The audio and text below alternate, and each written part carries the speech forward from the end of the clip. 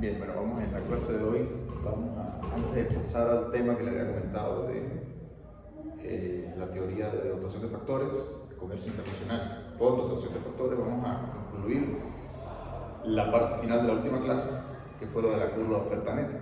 Entonces, ese es el tema que vamos a ver hoy.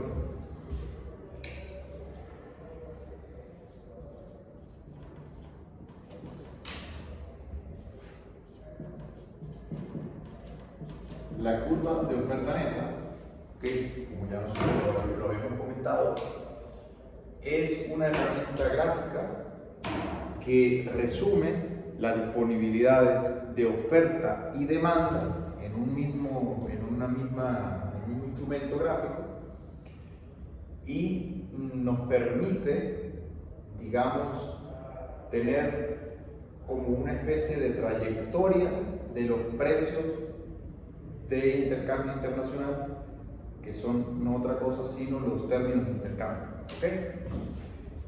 Para ello, obviamente, como ya lo adelantamos en la clase anterior, no solamente necesitamos la oferta disponible, sino también la demanda representada a través de las curvas de diferencia dentro de la economía. Hay que mencionar que la curva de oferta neta tiene como origen intelectual, o sea, como fundamento el razonamiento de la demanda recíproca de John Stuart Mill. La idea básicamente es que John Stuart Mill avanza en la teoría de las ventajas comparativas de David Ricardo, y aquello que viene a decir es que, bueno, ciertamente el país va a tender a especializarse en aquel sector de la economía donde tenga ventaja comparativa, pero es que además tiene que aquello que ofrece en la economía, además de tener ventajas por ya sea productividad marginal mayor, que no es otra cosa que decir costos de oportunidad menores en la fabricación o en la producción de aquellos bienes, productos, tiene que tener la suficiente demanda por parte de las economías del resto del mundo, que entonces hagan que sus exportaciones logren suplementar aquello que deja de producir. O sea, básicamente necesita exportar para poder importar. Esa es la idea básica, ¿ok?, de John Stuart Mill cuando habla de la ley de la demanda recíproca.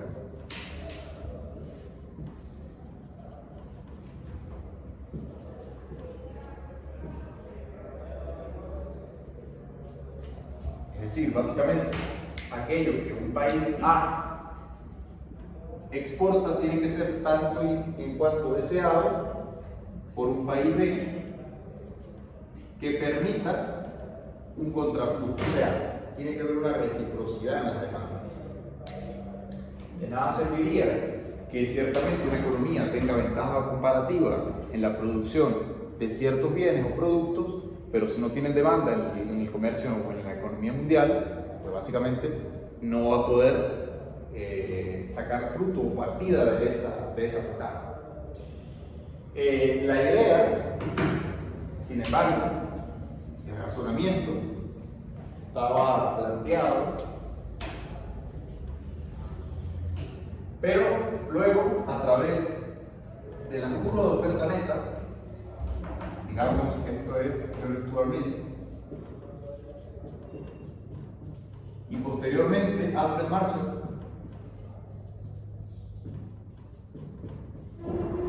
a través de la curva de oferta neta, logra demostrar desde un punto de vista gráfico la idea de la demanda recíproca.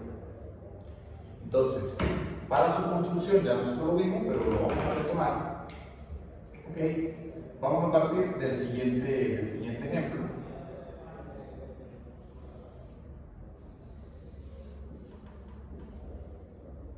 Digamos que lo voy a hacer para un país, ustedes lo van a hacer para el otro. Vamos a asumir que tenemos por un lado, como lo venimos trabajando, viene X y Y. Además tenemos que en este caso concreto, vamos a ponerlo en el sentido de que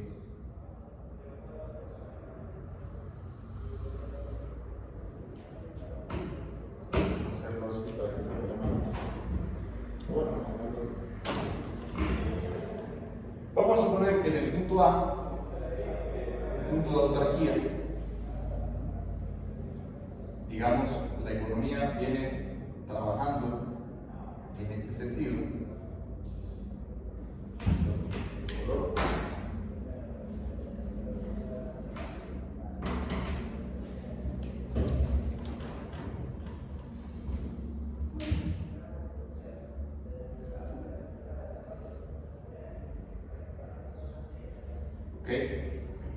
Hay una curva de utilidad de autarquía, básicamente aquella situación donde el país todavía no se ha abierto al comercio internacional.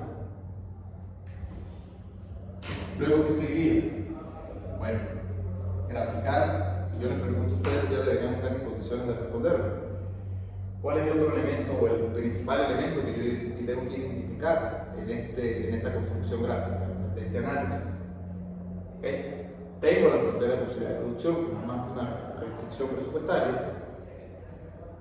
Tengo la función de utilidad, que no es otra cosa que una función de preferencias, que me dice lo que desea, en este caso la demanda. ¿Y qué me falta? ¿Qué tengo yo aquí? La razón de los precios. Fundamentalmente yo tengo que establecer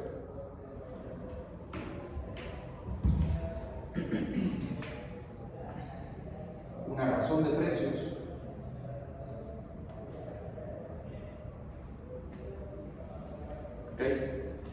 que vamos a llamarlos, voy a seguir la notación acá del libro,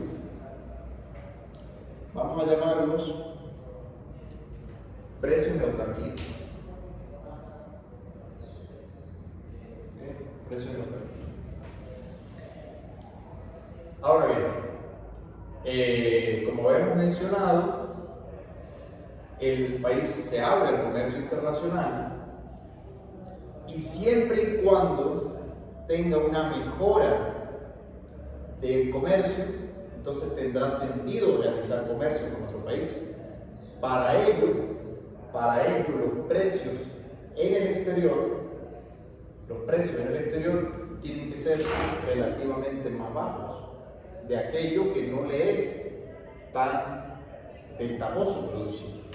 Digamos, si yo les digo a ustedes que comienza con estos precios de autarquía, que básicamente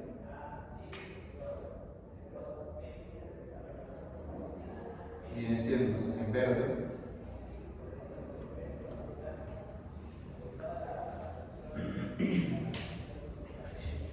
si yo les planteo a ustedes que hay un cambio hacia unos términos de intercambio donde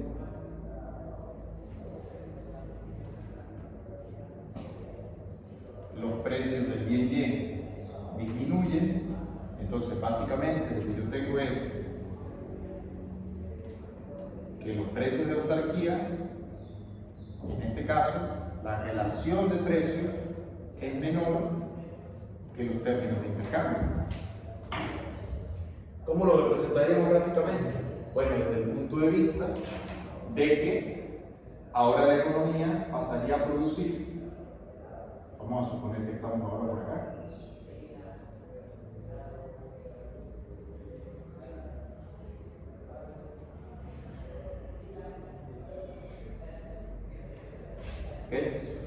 básicamente la pendiente de la relación de términos de intercambio en el comercio internacional es mayor, luego por tanto su inclinación debe ser también mayor en referencia a los precios de autarquía.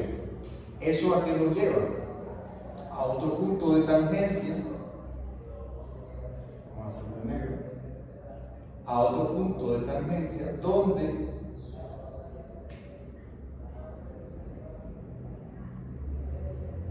ahora la economía, en lugar de producir en el punto A, se pararía, como lo habíamos dicho anteriormente, en un punto B. Se establecería en un punto B y fundamentalmente, y aquí la importancia de las curvas de indiferencia, lo que tenemos que tener claro Si yo les pregunto a ustedes, y bueno, ahora, visto así tal como lo tengo en el gráfico, ¿en qué punto ahora, ojo, producen el punto B, pero en qué punto de la economía, y la respuesta no puede ser solamente geométrica, la respuesta tiene que ser argumentada, ¿en qué punto de la economía ahora el país A, si lo llamamos a el país A, va a consumir? ¿En qué punto va a consumir? ¿Cuál sería la respuesta correcta para esa pregunta?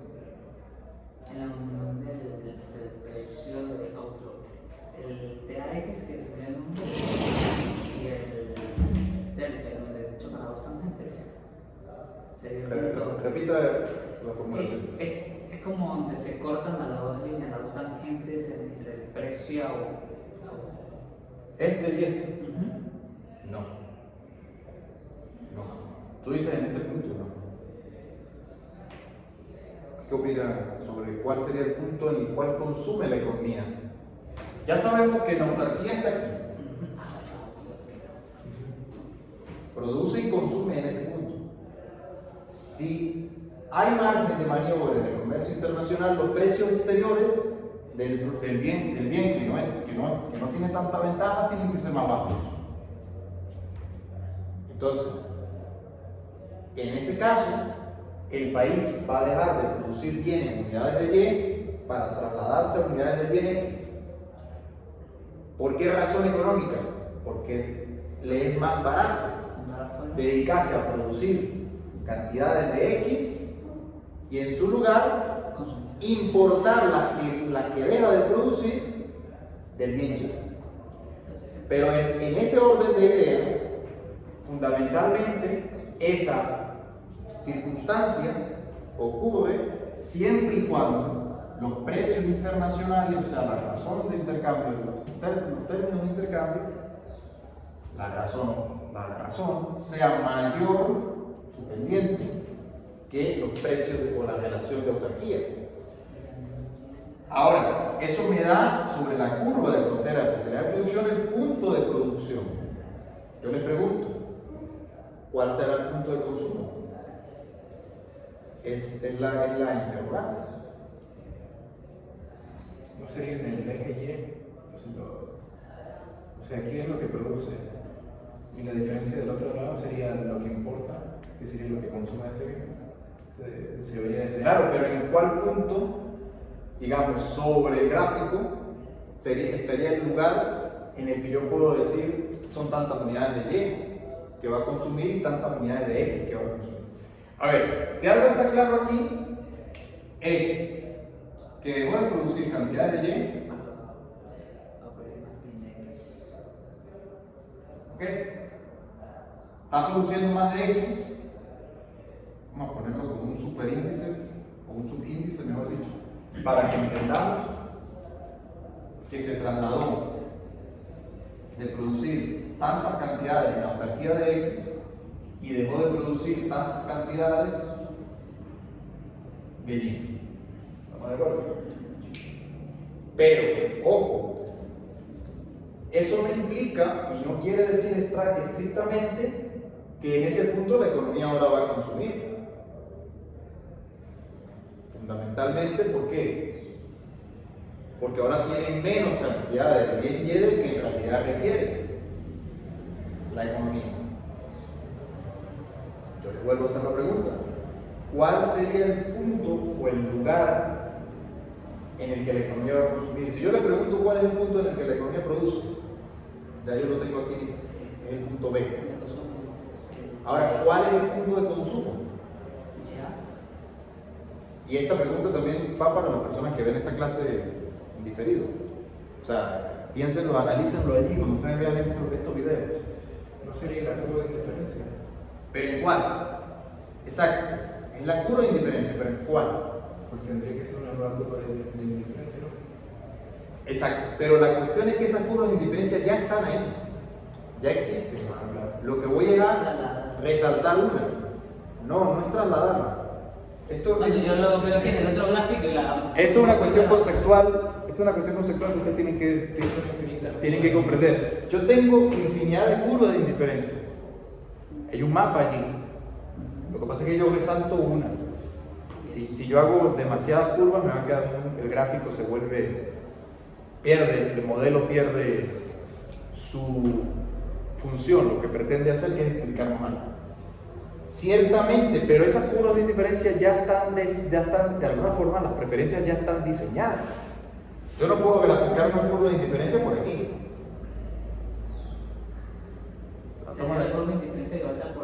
Hay una curva de indiferencia. La respuesta es muy simple. Cuando tú comprendes que hay infinitas curvas de indiferencia, tiene que haber una que se haga también aquí. Esa es la nueva razón del intercambio. Claro. Simplemente lo que hago es diseñar una que sea paralela.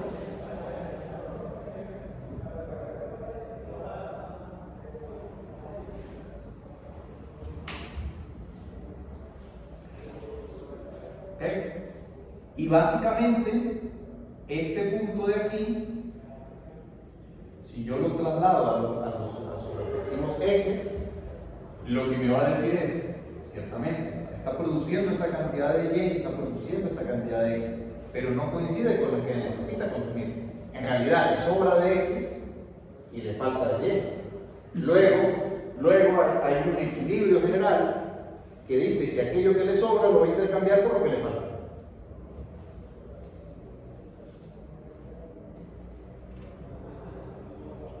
Y básicamente, vamos a traerlo para acá. Básicamente, este que yo estoy graficando en rojo son las cantidades que consumen de Y y de X. ¿Qué ocurre? ¿Qué significa esta flecha negra aquí primero? Que pasó a producir más de X. Pero hay una porción que no necesita, luego esa porción la exporta. Fundamentalmente, esta diferencia de aquí la exporta. Y esta porción que exporta de aquí, que no es otra cosa que el cambio o la distinción entre lo que produce y lo que consume de aquel bien, esta porción la exporta a cambio de. Fíjense ustedes cómo con esta cantidad que produce ahora de unidades del bien Y, está muy en insuficiencia la economía. Luego tiene que traerla de afuera. Esa es la lógica del comercio, para eso es el comercio.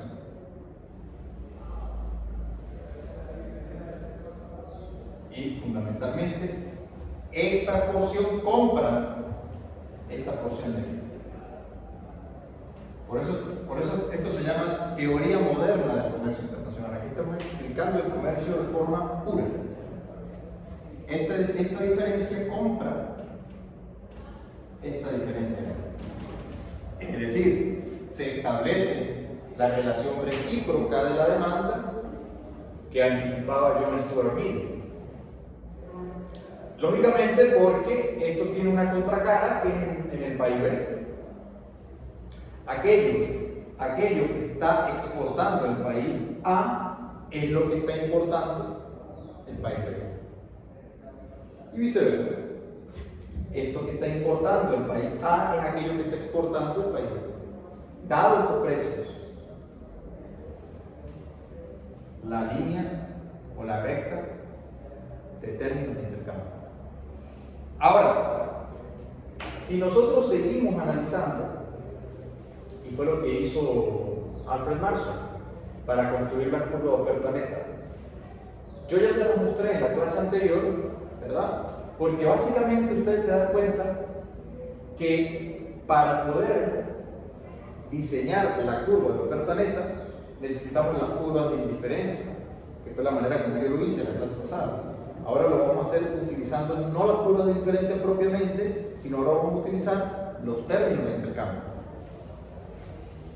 Si ustedes se fijan, y yo digo, bueno, ¿y qué pasa si hay un cambio en los precios y hay una mejora en los términos de intercambio? Si hay una mejora en los términos de intercambio, vamos a hacerlo bien. Así este azul.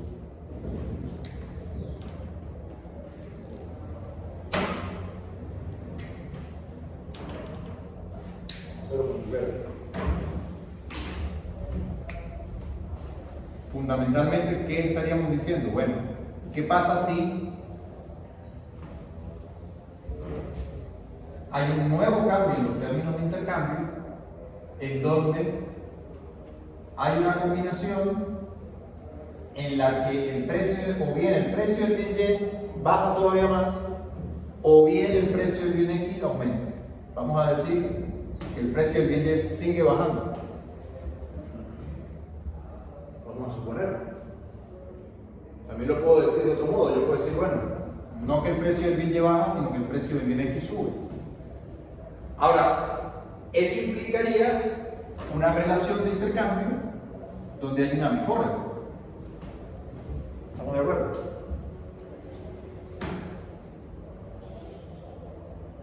Gráficamente, eso implicaría una nueva recta de razón de precios que sería más inclinada que esta y a su vez más inclinada que esta. Entonces,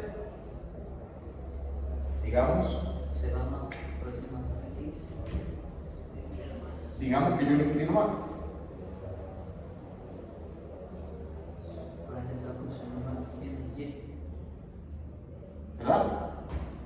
Yo inclino más la razón de precios, de manera tal de que siempre que esta razón de intercambio vaya aumentando, lo que me está diciendo es que la especialización se va profundizando. ¿Ok? Dicho de otra manera, digamos, es lógico pensar, y esto se lo escuchaba yo a la profesora, que en paz descanse, que ella ya falleció, la profesora Alicia Chuecos, fue la profesora que me dio a mí Economía Internacional. A diferencia de lo que, de la política económica petrolera que se ha intentado en muchas épocas en Venezuela llevar a cabo, que básicamente es aquella frase de sembrar el petróleo. En realidad, sembrar el petróleo es una falacia económica, porque encubre algo que parecería sano y parecería lógico pensar y decir, oye, bueno, aquellos recursos que logramos traer vía exportación de petróleo, usémoslo para desarrollar el resto de la industria o el resto de los sectores de la economía aguas abajo. Pero no solamente aguas abajo del propio sector petrolero, sino, digamos, otros sectores. Ganadería, agricultura, pesca, industria pesada, manufactura, industria tecnológica, servicios públicos. O sea, a partir de ahí desarrollemos la economía del país. Y en realidad, dense cuenta ustedes que este modelo de comercio nos dice todo lo contrario. Nos dice, lo que se debe hacer es profundizar el sector, o sea, aumentar la especialización. ¿Qué quiere decir eso? Oye, que lo que hay que invertir y reinvertir es en el propio sector, para cada vez producir más y cada vez tener mejor rendimiento y mejor renta económica. ¿Eso qué implica? Que ahora este tamaño de exportación aumenta. Digamos hasta aquí.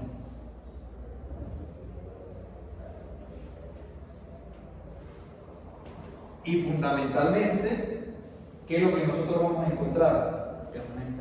Que nosotros vamos a encontrar una nueva curva de diferencia, ¿verdad?, que se haga tangente a la nueva recta de la razón de precios. O sea, para que ustedes se hagan una idea, a mí siempre me gusta poner en contexto la teoría. Esto es Venezuela años 70, o Venezuela año 2004, 2009. Aumenta el precio del bien exportable. Es decir, Venezuela ha debido de trasladarse hasta acá. No lo hizo.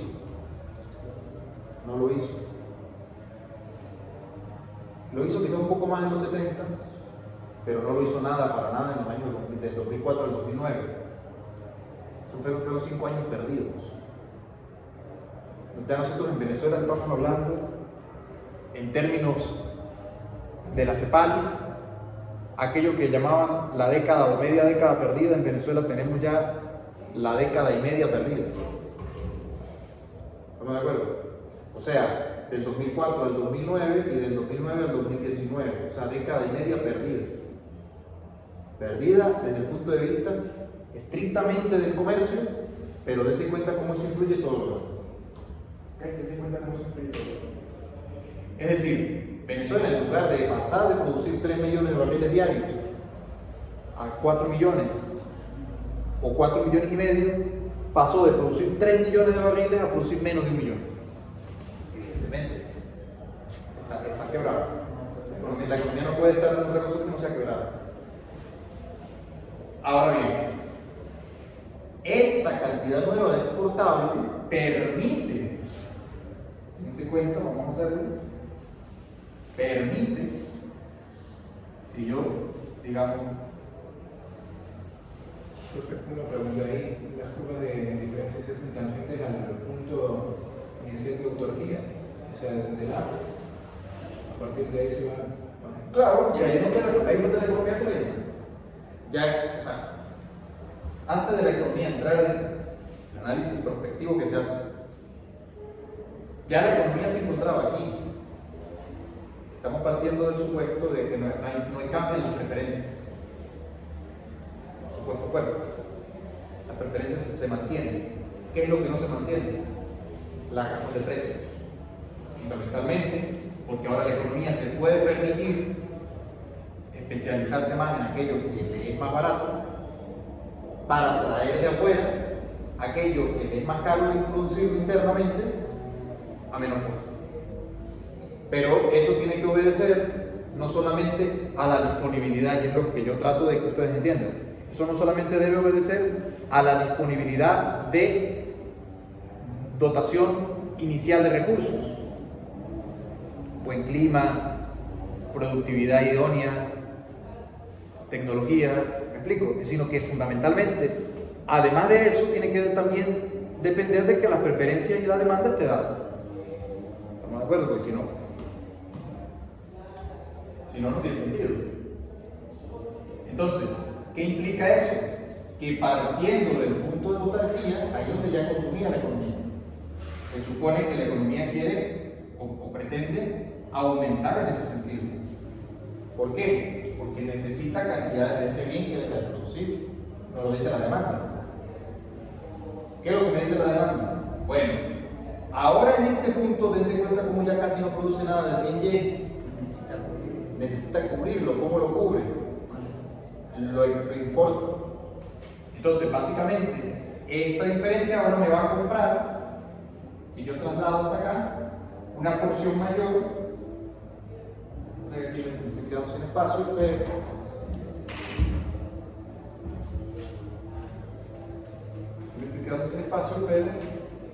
pero que se entienda la idea. Que digamos que ahora esta porción que exporta va a comprar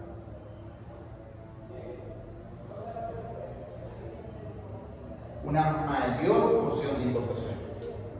¿Estamos de acuerdo? Fundamentalmente, lo voy a dibujar por acá, porque ahora la economía está en un punto como este. ¿Okay? Cuya producción del bien X es prácticamente total ya. O sea, aquí estamos en un modelo Qatar, un modelo Arabia Saudita, o sea, un país que produce diariamente casi 15 millones de barriles diarios, pero no produce más nada. Entonces, lo demás lo tiene que importar. Claro, producirá otras cosas, pero produce poco de otras cosas. Entonces, tiene que importarlas. ¿Eso ha implicado un subdesarrollo para los países que han llevado a cabo este modelo? La realidad nos demuestra lo contrario. Dice que la especialización en Medio Oriente, específicamente en Qatar, Emiratos Árabes Unidos y Arabia Saudita, bueno, dense cuenta ustedes si es productivo que ahora hasta importan jugadores de fútbol. No está en otro servicio, o sea, en el de servicio. O o sea, donde se produce y diversificar no en producción de manufactura y eso, sino en el sector financiero. ¿Podría ser? Claro, pero es que todo eso es consumo. Tense cuenta cómo Qatar, para inclusive hacer los estadios de fútbol del Mundial 2022, importaron mano de obra. Inclusive importaron mano de obra. Pero ¿de dónde se paga la mano de obra? O sea, ¿cómo tú logras importar aquello? Es lógico que tú tienes a todo el servicio, a toda la economía, digamos, a la población, a los recursos, al servicio de un sector. Lo demás, para poder que eso fructifique, tienes que importarlos. Tú lo puedes ver desde el punto de vista, o importas los bienes o importas los factores. Lo que pasa es que el modelo, esto es algo que luego vamos a avanzar, porque el modelo por ahora estamos en un modelo esto es un modelo 2x2 por 1. O sea, esto es un modelo de, bueno, vamos a hacerlo aquí abajo, 2 países, 2 bienes, un factor. ¿Ok? Es un modelo 2x2 por 1. Naturalmente, cuando los factores están todos dedicados a la producción de un sector, obviamente va a quedar un déficit de factor productivo para los otros sectores. Entonces también la economía se puede permitir importar esos factores. ¿Okay? Ciertamente las economías se empiezan a diversificar, pero se diversifican una vez que crecen. Primero el sector que tiene ventajas, digamos China, para ya no hablar de petróleo.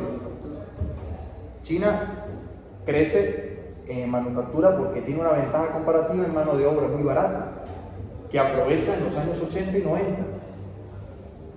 Y aún a día de hoy, comparativamente, los salarios medios en China son más bajos que en Occidente. Han subido, sí han subido. Digamos, el trabajador chino promedio 2025 gana más que el trabajador chino promedio 2005 o que el trabajador chino más inclusive 1985. Pero en esa evolución de crecimiento económico que ciertamente ha tenido China sigue teniendo salarios más competitivos que Occidente, o que muchos países de Occidente. Entonces, China es un país que apuntala sus exportaciones. Este bien X ya no es petróleo, es manufactura. Pero fundamentalmente, ¿qué deja de producir? Alimentos. ¿Eso qué implica para China? Tiene que salir al mercado internacional a comprar los alimentos, el petróleo, etcétera, que no tiene. O que digamos, le es más caro producir dentro de su país.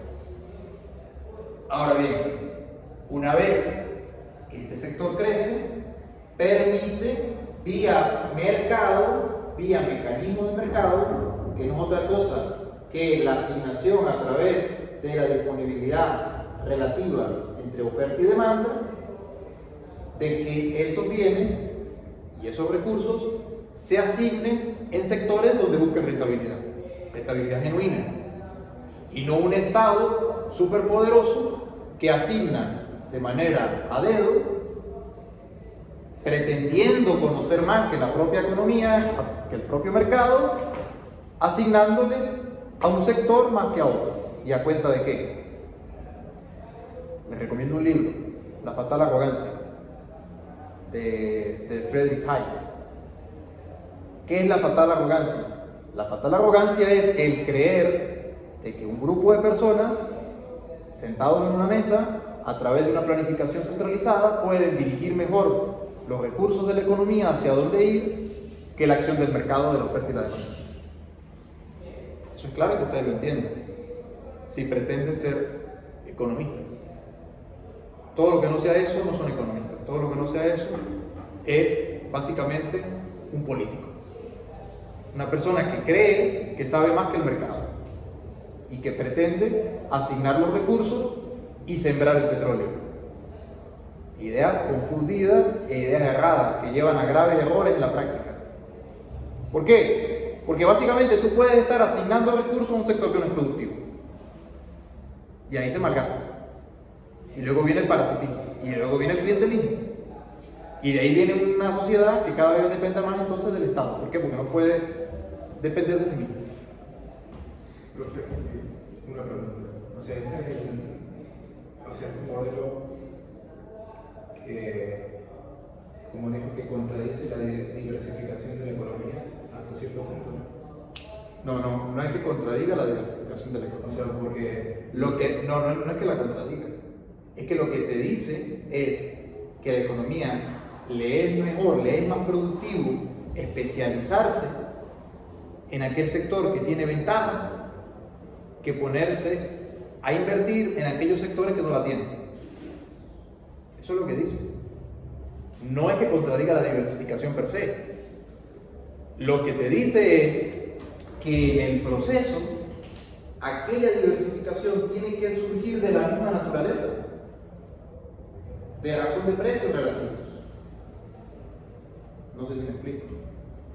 Sí, bueno, o sea, la pregunta es, entonces, si nos especializamos en lo que somos más productivos, ¿cómo hacemos para especializarnos en otras cosas? O sea, producir otras, ser competitivos también en otros bienes.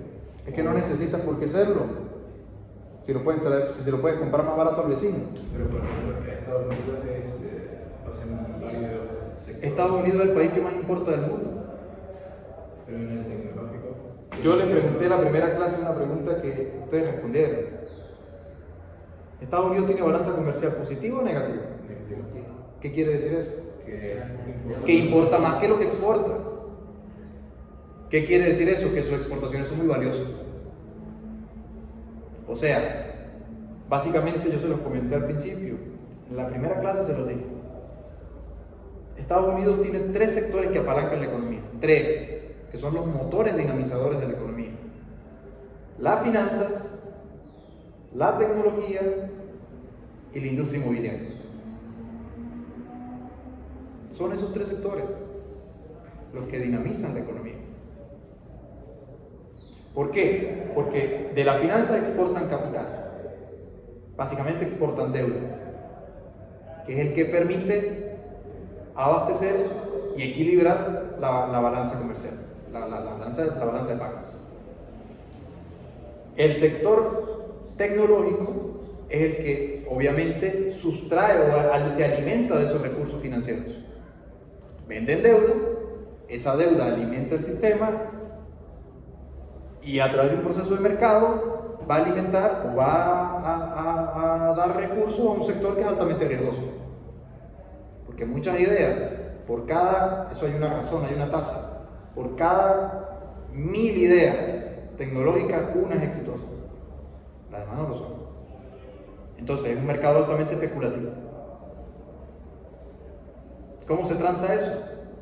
En el mercado financiero, a través de un sistema de oferta y demanda de colocación de acciones, bien sea en el mercado organizado o en operaciones over the counter, que son mercados desestructurados, no desorganizados, sino desestructurados. O sea, me explico, a través de la bolsa o a través de mercados menores, más locales. Obviamente, no todas las compañías cotizan en Nasdaq. Hay compañías, startups, que están empezando, que empiezan a vender sus acciones en el mercado local. ¿Estamos de acuerdo? Fundamentalmente necesitan alimentar inversiones de alto riesgo. Y el sector inmobiliario es el que permite un flujo constante y continuo del mercado laboral, de entrada y salida del mercado laboral. Evidentemente, ¿qué implica eso? Que Estados Unidos es una economía que apuntala sus exportaciones por el sector financiero. Su eje sería el sector financiero. ¿Qué quiere decir eso? ¿Que no produce alimentos? No. Lo que quiere decir es que no produce suficiente para toda la economía. Tiene que importar la diferencia. ¿Qué quiere decir eso? De que no produce petróleo. Claro que produce petróleo, pero no produce suficiente petróleo. Entonces tiene que ir a buscar en el resto del mundo el petróleo que necesita. ¿Sí se entiende la historia? Sí. Y otra pregunta. Si, por ejemplo, te especializas en algo que deja de ser rentable, o sea, con el paso del tiempo, al fin que tú... Hay un reacomodo de la fuerza productiva de la economía siempre que haya libre mercado. Vienen los procesos de crisis financiera, crisis económica, recesiones de la economía. Por ejemplo, o sea, ahorita en Venezuela que no se está aprovechando el sector petrolero y si en el largo plazo cambia esas preferencias y se usa otro tipo de energía. Bueno, será una oportunidad perdida que Venezuela no aprovechó. Ese es el tema. Pero habría que hacer un reacomodo económico para la parte de las tierras raras. Exacto. Tendría que hacer un reacomodo. De hecho, Venezuela pasó o está pasando por esa crisis por el lado de la oferta. No tanto por el lado de la demanda, porque el petróleo sigue siendo muy demandado allá afuera. Pero puede llegar el caso de que la crisis se dé porque las condiciones de demanda cambian. O sea, dicho de otra manera, en nuestro modelo, que cambien nuestras curvas de indiferencia. ¿Verdad? Entonces eso llevaría a un proceso también de reacomodo de las fuerzas productivas. ¿Estamos de acuerdo? Ahora, si se entiende eso, esto nos describe, que es lo que dice Marshall a través de la curva de oferta neta. Lo que vamos a hacer es, gráficamente, nos vamos a traer nuestros precios relativos en un gráfico. Yo voy a hacerlo por acá, que tengo un espacio. Si, digamos, yo en un solo gráfico pongo, en lugar de todo el modelo, solo los precios relativos,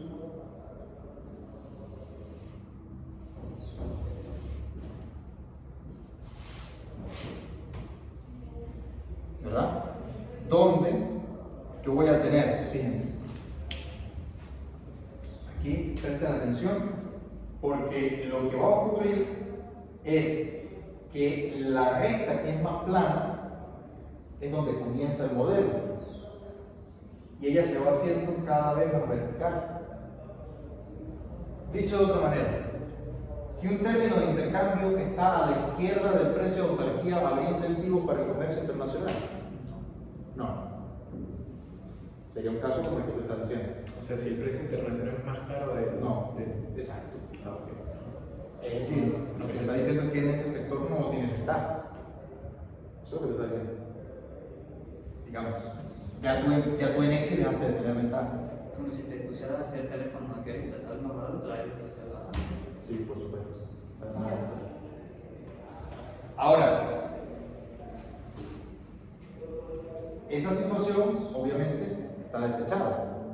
Por lo tanto, el modelo comienza en los precios de autarquía y todo lo que esté a la derecha del precio de autarquía van a ser rectas cada vez más verticales. ¿Ok? Ahora bien, si yo lo traslado a un solo gráfico, la pendiente voy a conservar la misma magnitud, pero va a cambiar el sentido. Entonces, esta recta PAX, la recta PAX, ahora yo la voy a dibujar por acá.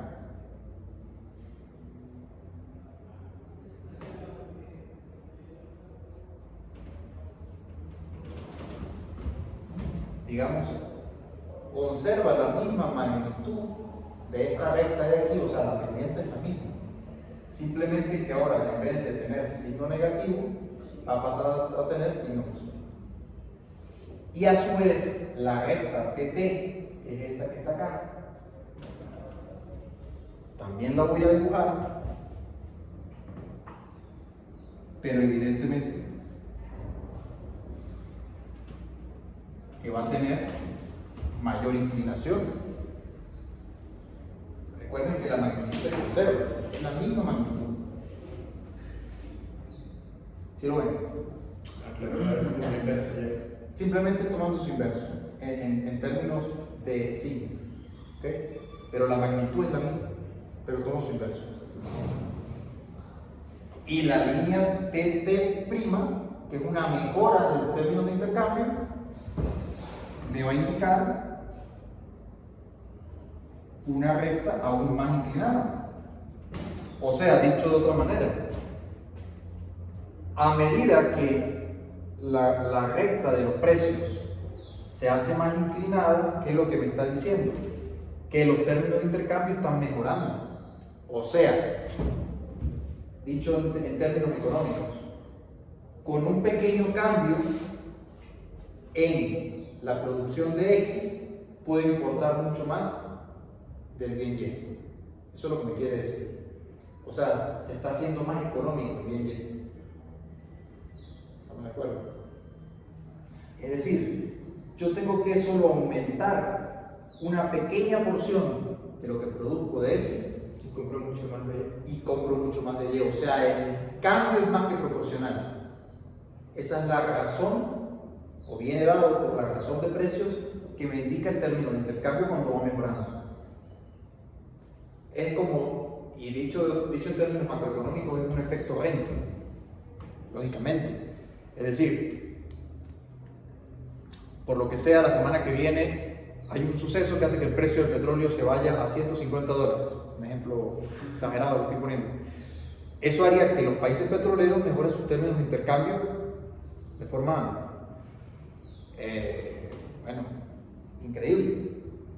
Porque básicamente lo que, dicho en términos económicos, lo que te está diciendo es que las cosas del resto del mundo se hacen baratas. Ojo, estamos en un escenario de comercio, de intercambio puro y libre. ¿Qué quiere decir eso? Todavía no hemos entrado en el apartado financiero macroeconómico de la materia. Estamos simplemente analizando el modelo estrictamente microeconómico del intercambio. Cuando los precios del bien que produce internamente la economía mejoran, hay un aumento de la curva de oferta neta. ¿Por qué? Porque luego lo que nosotros vamos a ver es, lo que pasa es que aquí me va a quedar, bueno, yo creo que sí me va a quedar esa línea. Luego lo que me indica es que cada uno de estos puntos son puntos, perdón, este. Lo que me implica era lo que les decía la última clase. Pasa al punto C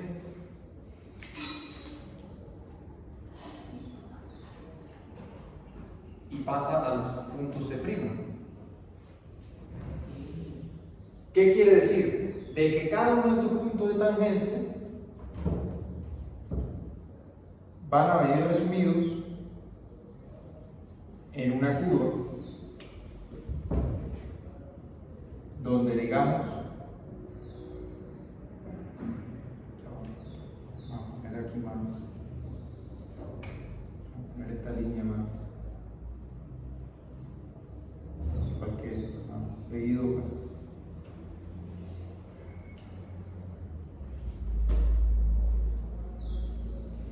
Digamos que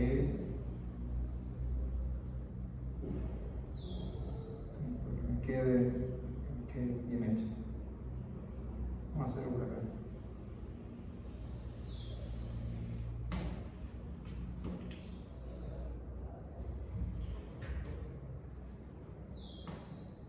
¿Ok? Donde estos puntos A, C y C' son estos puntos de aquí.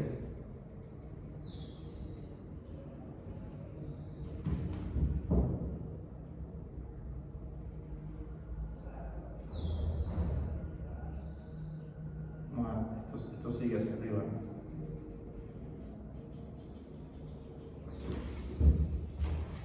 ¿Qué quiere decir eso? Bueno, de que a medida que va mejorando los términos de intercambio, los puntos de oferta global van aumentando. Era lo que yo les decía. Cada punto de estos representa los distintos puntos, porque la curva de oferta neta, que es esta que yo estoy dibujando en color negro, es una curva que representa tanto demanda como oferta. ¿Ok? Tanto demanda como oferta. ¿Por qué?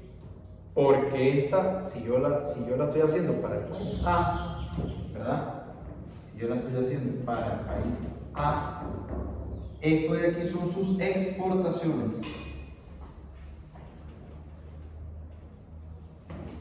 Y esto de aquí son sus importaciones. O sea, básicamente logra condensar la idea de la ley de la demanda recíproca a través de un instrumento de análisis económico formal, a través de esto que se llama curva de oferta neta. ¿Okay?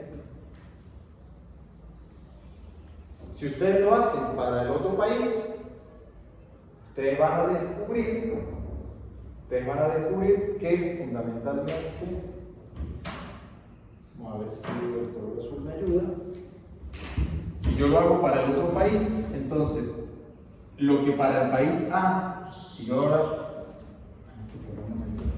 vamos a hacerlo rojo. Tienes como agarrar el gráfico, hacer así. Hacia arriba. ¿Ah? Me hace el gráfico prácticamente esto. Exacto.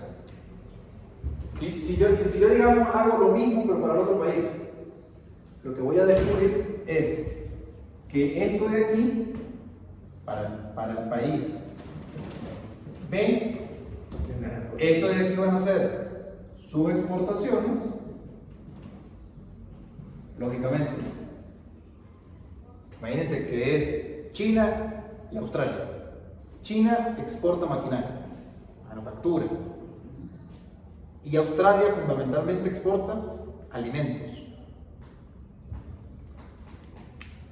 Fíjate, para aclarar todavía más la idea. Esto no es que contradiga la diversificación, sino que lo que dice es que la economía debe diversificarse en aquello que es productiva. La economía de Australia, por ejemplo, está fundamentada en buena parte en la agroindustria. O sea, ellos exportan alimentos. Pero ¿quiere decir esto que Australia se ha quedado como un país subdesarrollado produciendo con métodos tradicionales de producción agrícola? Para nada. Cada vez aumenta la productividad de sus suelos. ¿Y cada vez cómo lo hace? Importando aquella maquinaria que necesita, Debe ser más barato mandar a claro, para producir más alimentos. Eso quiere decir de que en el proceso no puede ocurrir que Australia desarrolle sus propias máquinas. ¿Quién dice que no? Lo que quiere decir es que para Australia le es más barato diseñarlas y mandárselas a producir a los chinos. Esa es la economía. lo que hace Apple. Esa es la economía. Lo que hace Japón, lo que hace Europa fundamentalmente. Francia, Alemania diseñan. Pero es más barato que lo produzca un país como China. Por ejemplo. ¿Eso quiere decir de que el país está sentenciado a su desarrollo? No. Australia es una muestra de ello. Australia es uno de los países que tiene la renta per cápita más alta del mundo. Y es un país donde para cualquier ciudadano que quiera ir a vivirse allá tiene que llevarse $10,000 y demostrarlos. Creo que eran 5,000 y luego lo subieron a 10,000. Tú tienes que, para entrar a Australia, tener $10,000 demostrados ahí en cuenta bancaria. Si no, no te dejan entrar. Y por este lado, obviamente tú tienes las importaciones del otro país. Eventualmente lo que es la línea para el uno es la contraria para el otro. Dicho de otra manera, estos van a ser los precios de autarquía, pero para el país, o sea, esta red, pero para el país B. Y estos van a ser los términos de intercambio, ¿verdad? Pero para el país B. Entonces, eventualmente, vamos a extender el gráfico ahora.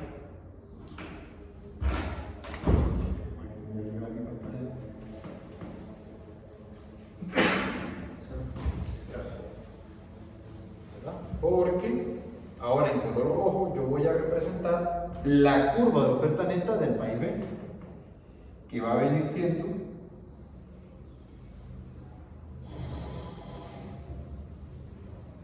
digamos, vamos a poner que aquí está el primer equilibrio.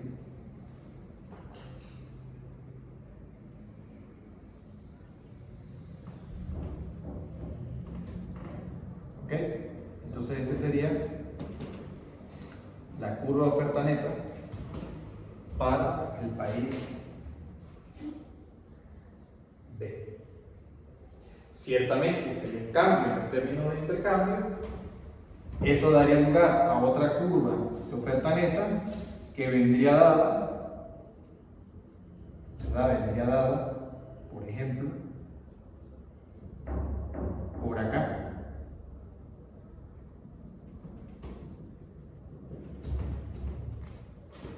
Ese es un cambio, digamos. Hay un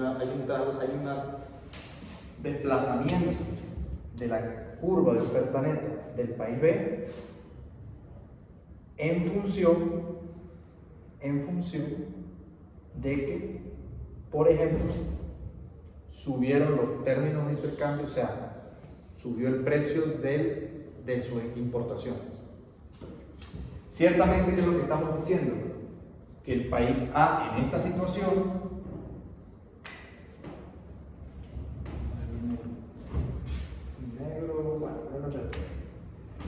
¿qué es lo que estamos diciendo? Que el país A tuvo una mejora en los términos de intercambio, mientras que el país B tuvo una desmejora en los términos de intercambio. ¿Estamos de acuerdo?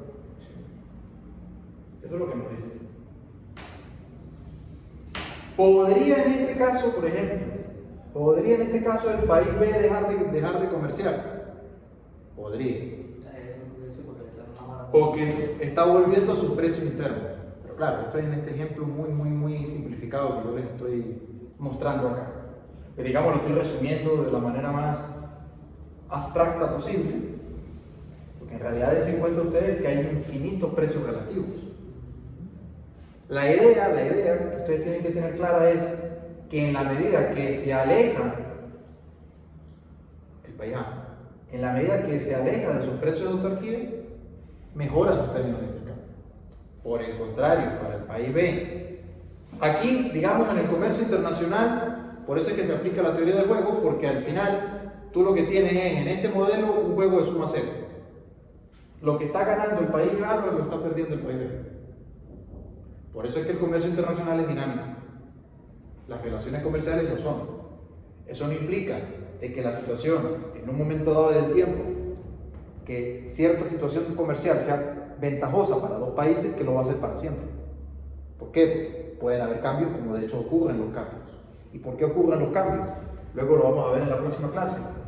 Porque fundamentalmente los factores cambian. Y si cambian los factores, cambia la estructura productiva. Y si cambia la estructura productiva, entonces ocurren perturbaciones o cambios estructurales en la realidad. Un cambio estructural es cuando hay un cambio tecnológico. Una perturbación es cuando, por ejemplo, hay un aumento intempestivo del precio de la soya, o del cacao, o del café. O hay una huelga en Japón que hace que la industria automotriz japonesa se pare, con lo cual entonces hay un aumento en los precios internacionales de los vehículos, de los carros, de los automóviles. Eso sería una perturbación, porque se entiende que es transitoria. Luego hay cambio estructural cuando los factores se hacen más productivos o no, o menos productivos. Por ejemplo, en Venezuela el problema que nosotros tenemos es que se esté dando un cambio estructural, pero no hacia un lado bueno de la industria petrolera, sino hacia un lado malo de la industria petrolera. Es decir, aquel en el que producir o volver a intentar producir por arriba de los 3 millones de barriles diarios es más costoso que no hacerlo. Eso es un cambio estructural. Ojo, no estoy diciendo que eso esté pasando, lo que estoy diciendo es que puede estar pasando. ¿Ok? Me explico de forma más contundente. Que un gobierno haga mal las cosas puede ser transitorio. digamos, hay una perturbación. Bueno, en el mercado, porque este gobierno se equivocó, no digo el gobierno nuestro, digo un gobierno cualquiera. Este gobierno se equivocó, digamos, con su política cambiaria y debilitó el mercado. O de repente puede pasar al revés. Este gobierno hizo una muy buena política económica a través de la moneda y fortaleció transitoriamente. Esos son, digamos, momentos en los que lo que le estoy tratando de decir es por qué la curva se mueve. Se puede mover porque hay una perturbación o porque hay un cambio estructural.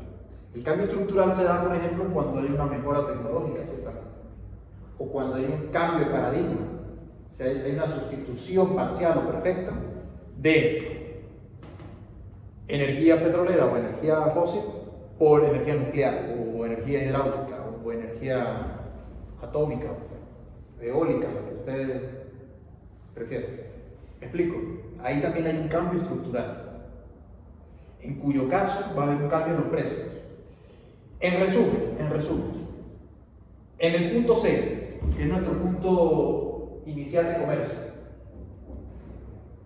lo que tenemos ciertamente es que para el país A, sus precios de venta del exportable son mayores que internamente. Y lo mismo para el país Y, pero al revés, para el país B, pero al revés. Para el país B va a ser que en esta recta de aquí, ¿verdad?, se alejan de sus precios de autarquía. Ahora, fíjense, cada vez que esta recta de los precios relativos o bien se acerque a los precios de autarquía de A, o bien se acerque a los precios de autarquía de B, lo que está ocurriendo es una mejora en los términos de intercambio y desmejora, a su vez, en los términos de intercambio del otro país. No sé si lo ven, no sé si se captura la idea. ¿Ok? Lo que estoy diciendo fundamentalmente es que esta curva inicial del país B se traslada hacia arriba para alcanzar un nuevo equilibrio, que es esta C', que yo estoy diciendo, por ejemplo, que ocurre por un aumento en los precios del bien X. Ese aumento en el precio del bien X puede darse por un cambio estructural, repito, o por una perturbación. Ejemplo, ocurre una crisis del petróleo, bueno, hace que el petróleo sea más caro. Efectivamente, aquellos países que compran petróleo salen perjudicados. Entonces, sus términos de intercambio desmejoran. No así para el que vende petróleo. Para el que vende petróleo, sus términos de intercambio mejoran.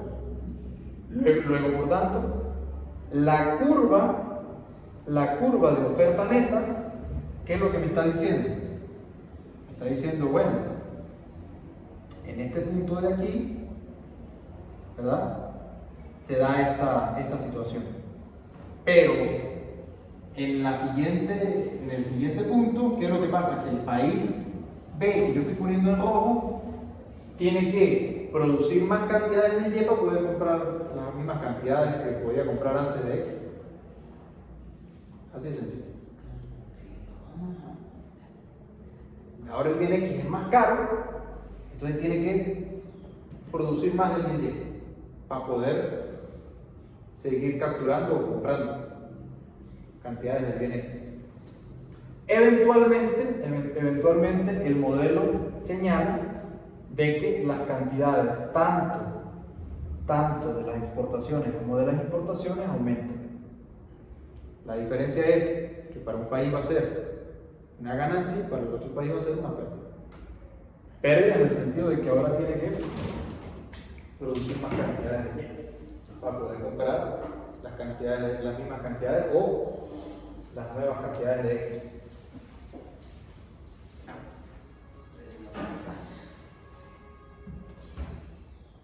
Bien, ¿alguna pregunta? Bueno, no la idea porque nunca va a pasar. Para tomar una foto. Nunca va a pasar, pero al momento de que, bueno, no sé si ya cuando un país le toque el PAX ya que esté desfavorable, sí haga comercio de una vez, ¿no? No necesariamente. No necesariamente. Vuelvo y repito. Si la situación es transitoria, le es más económico sacrificar ese tiempo que cerrar el comercio y volverlo a abrir. Es lo que dijo de Alemania, ¿no? Es la situación. Pero en otro sentido. Porque ahí yo lo hablaba dentro del mercado laboral. Aquí sería dentro del mercado internacional Listo. de bienes.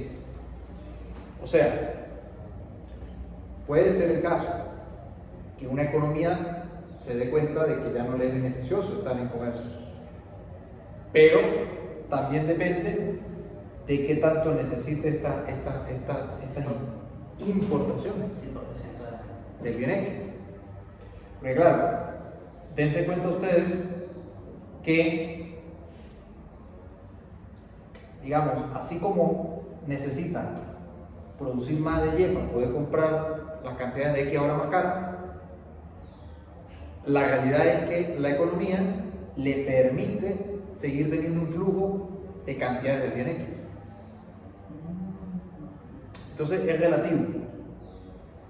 Evidentemente, cuando un país mejora sus términos de intercambio,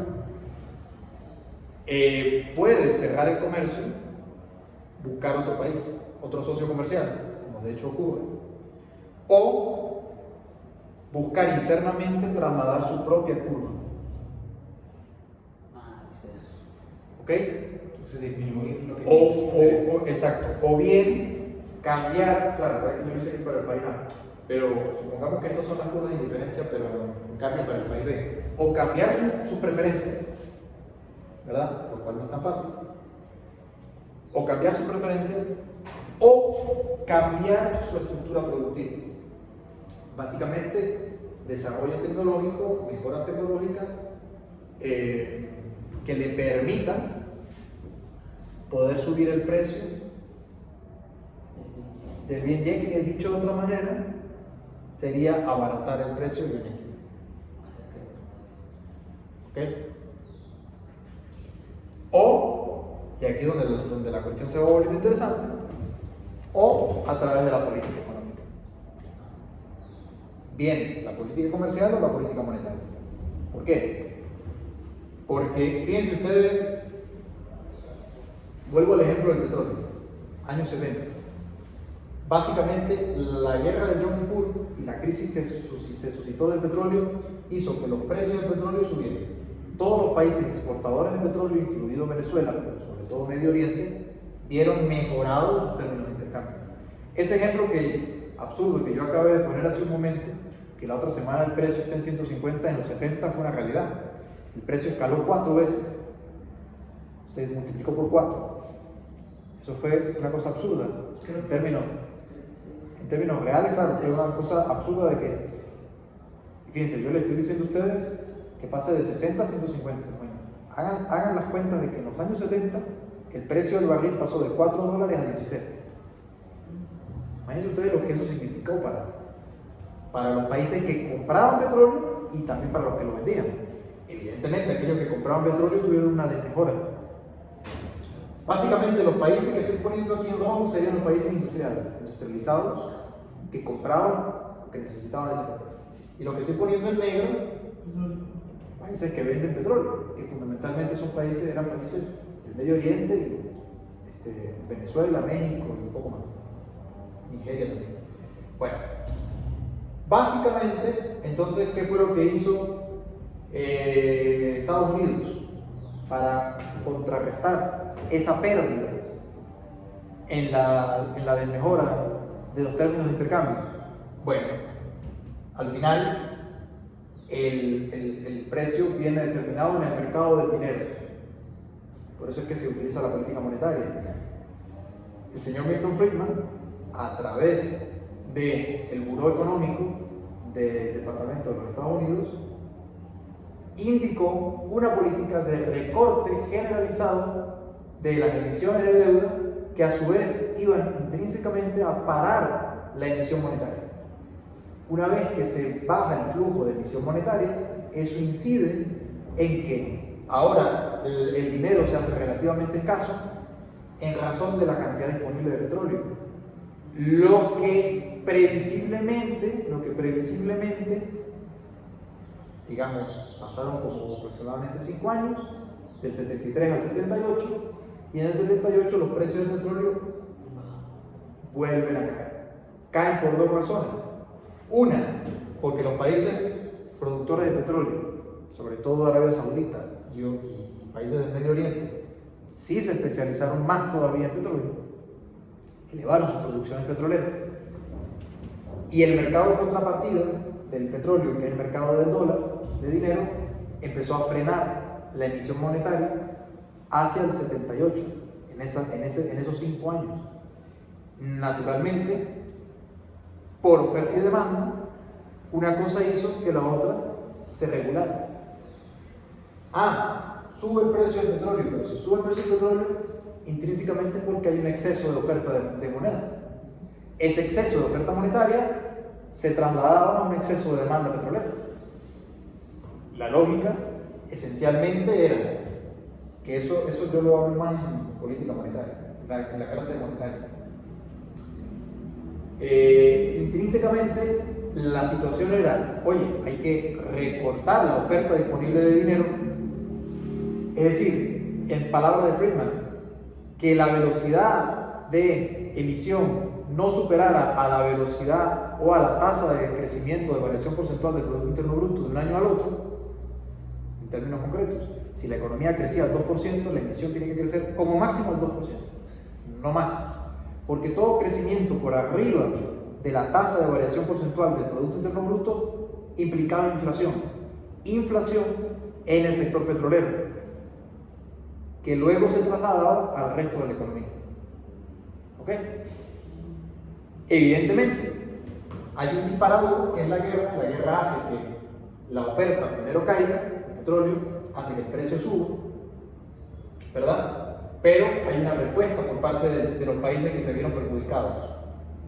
Bueno, vamos a mover la política económica. Cuando mueven la política económica, lo que hacen es, dicho de otro modo, devaluar las monedas del resto del mundo y fortalecer la propia.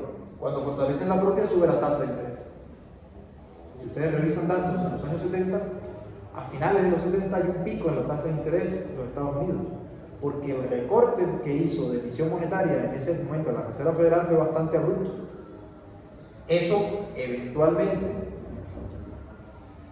vuelvo y repito, se dio el doble efecto. Por un lado, los países que producían petróleo empezaron a producir cada vez más para aprovechar la subida del precio. Y por otro lado, la contracara del mercado, que es el dinero, empezó a disminuir su velocidad de emisión. Un efecto combinado con el otro hizo que eventualmente estos precios volvieran a caer y los países que habían visto desmejoradas sus términos de intercambio volvieran a mejorar. O sea, dicho en términos económicos, aumentaron el valor marginal de la última unidad monetaria. O sea, por dólar aumentaron su valor marginal, que en un mercado de equilibrio, de intercambio, implica bajar o disminuir la utilidad marginal de un barril de petróleo. Y eso se denota en el precio. Cuando tú tienes que el precio del barril empieza a caer, es porque el precio del dólar está subiendo. Es más difícil obtener el dólar que el petróleo. En proporción. Es decir, se empieza a hacer a hacer carne. Eventualmente eso hizo que los términos de intercambio volvieran a un punto intermedio, así decirlo. ¿Okay? Es un ejemplo que le estoy poniendo en caso de eso. Eso hizo que Estados Unidos y otros países de Europa dejaran de comprar petróleo. No, ellos no dejaron de comprar porque lo necesitaban, pero sí se dieron cuenta que tenían que tomar una medida de política económica. ¿Ves? ¿Estamos de acuerdo? ¿Alguna otra pregunta? ¿Estamos? Entonces, ya para el jueves sí vamos a comenzar entonces a variar los factores. Porque hasta ahora,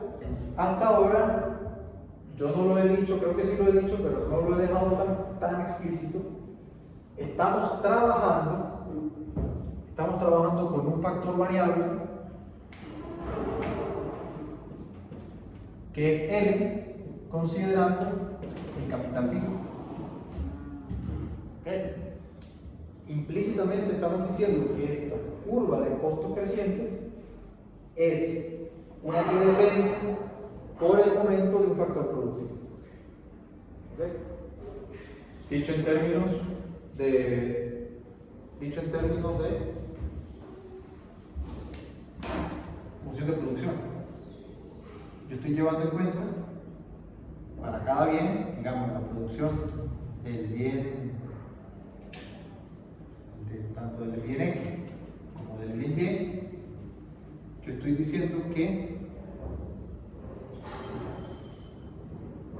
siguen una trayectoria de esta naturaleza. Función de producción. Claro, manteniendo fijo, fíjense ustedes, manteniendo fijo constante el capital.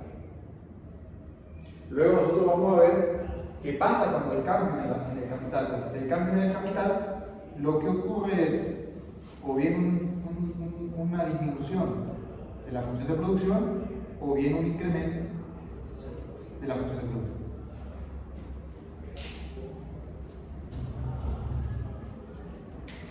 ¿Okay?